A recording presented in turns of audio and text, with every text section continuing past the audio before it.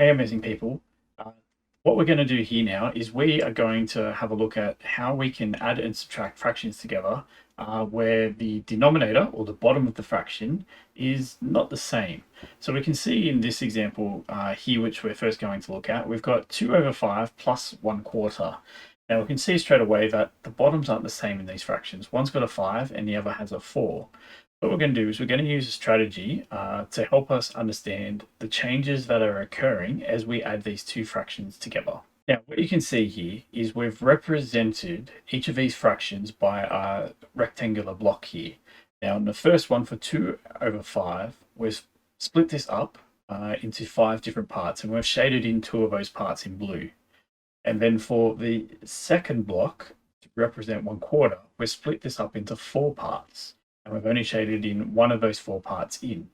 Now, what we're seeking to do, and the reason we've split it up in different ways, one with it vertically and the other horizontally, is this is going to help us to understand how we can kind of overlay each of these fractions onto one another to get an understanding of creating a common denominator. Now, what you can see here is I've overlaid each of them onto one another. So the one that was split up into 5 vertically, I've now also split up horizontally into 4 sections. And the 1/4, which was 4 sections horizontally, I've now split up into 5 sections vertically. And what this does is we can see that we've got this commonality between them now. So if we think about this one, the first one, 2 over 5, if we count up the number of colored in parts of it here now, so we've got 1, 2, 3, 4, 5, 6, 7, 8, we have a new fraction. It's not 2 over 5 anymore. We can think of it as being 8. And if we count up all of these blocks here, we're going to find that there's 4 by 5, so that's going to be over 20.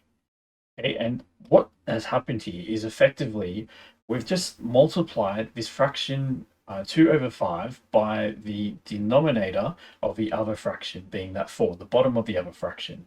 So if we've done that here, we've gone 2 times 4 and 5 times 4 here. And that's what's allowed us to create this new fraction of 8 over 20. Now, if we look at the other fraction 1/4, we've done a similar thing here. And so what's happened is we've times it by the denominator of first fraction, 2 over 5. So we're timesing it by 5. And so as we've done that here, we've timesed the top and the bottom by 5. And as a result, we can look at this as we count up the squares. So we've now got 1, 2, 3, 4, 5, which are colored in. So that's going to be 5 over a total of 20. And if we do that, 1 times 5 is 5, 4 times 5 is 20. There's two common fractions here now with a denominator of 20. And so this allows us to then think differently about these fractions as we add them together because they have that common element. The parts we are adding together in each of those fractions are now the same. And we know we've got 8 parts in the first and 5 in the second. Let's think about if we color in the boxes here. We've got the 8 boxes initially of the first fraction, which we've got here. So you can see here how we've got these 8 parts colored in here. And what we need to do now is we need to add these 5 other parts to that. And so we can do that as well by coloring in the parts of this box over here. Now you can see here, we've got those 5 parts colored in now, but I haven't done it in the same way. Because we've broken it up into smaller chunks, we can just color in each of these parts here. And so we've colored in those 5 and we can see the total number we have colored in here.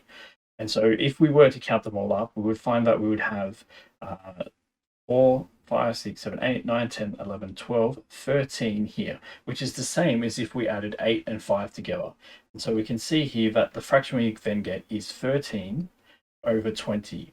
And this is just by making it so we can compare the two fractions easily and then add together their parts as if all the parts are then similar and equal. Now, in this second example, this time we're going to look at 2/3 minus 2 over 7. Now, when we're subtracting this time, it works in a similar way, except rather than adding boxes to it, we're looking to take boxes away from this. So we can represent this in a very similar way to how we looked at adding fractions together.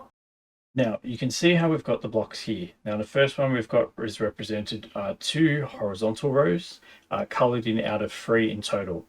And we've got a similar sized rectangle block here, but this time we've split it up into 7 sections horizontally, and we've got 2 of them colored in. Now, what we want to do is we want to be able to understand how many parts we're taking away from one another. So at the moment, the way these fractions are, it's a bit difficult because we can't compare them. We can't understand them on like terms. So what we need to do is we need to be able to make them equal so we can compare them. And so we need to make them have like terms and be able to do that. You can see that we've got equal blocks in each of these fractions now. The first one, if we count them up, we've got 1, 2, 3, 4, 5, 6, 7, 8, 9, 10, 11, 12, 13, 14 here. So that's going to be 14. And if we count up all of the parts, we'll find that we've got 21. Now, this is just like we've taken this first fraction and we've times it by 7 top and bottom because we've taken that 7 from that second fraction here. Now, likewise, in the second fraction, we count them up. We've got 6 here. So that's 6 over a total of 21 squares within that rectangle block. And again, what we've done is we've looked to the first fraction, to the number 3 on the bottom, so that denominator, and we've times both parts of this fraction by 3 as well. And that's gotten us down to 6 out of 21. And so now we can see how, because we can understand these on similar footing, they're like one another, we can actually understand what's actually occurring here as we subtract them from one another. Okay, so now as we go about this, what you'll see here is I've put in a kind of pre-filled block already with the same number as we've started with here. So this is representing the 2/3 or the new fraction we have of 14 over 21. And so what we want to do is we want to subtract 6 from that.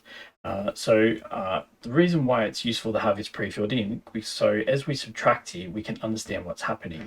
So looking at this, we've got 14 colored in.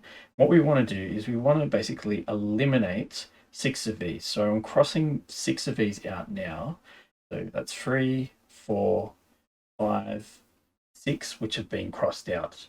So now based on this, we want to understand what the answer is going to be. So if we think about this with the numbers, we've got 14 parts out of 21, but let's think of it as the 14 parts for now. And we want to subtract 6 of those parts as well, which is again out of the 21, but just think about the parts. Don't worry about the total here. So we've got 14 minus 6. So as we do this subtraction, 14 minus 6, what we end up with 8. Remember, it was out of a total of 21 parts. It's still out of that total of 21 parts. So as we look at this now, I've updated it, and you can see those 6 which I crossed out have been eliminated. And what we've got left is we've got 8 of these blocks colored in. And so this is what's been happening as we've worked through to be able to transform these fractions into ones which we could compare and then be able to subtract the parts away from them.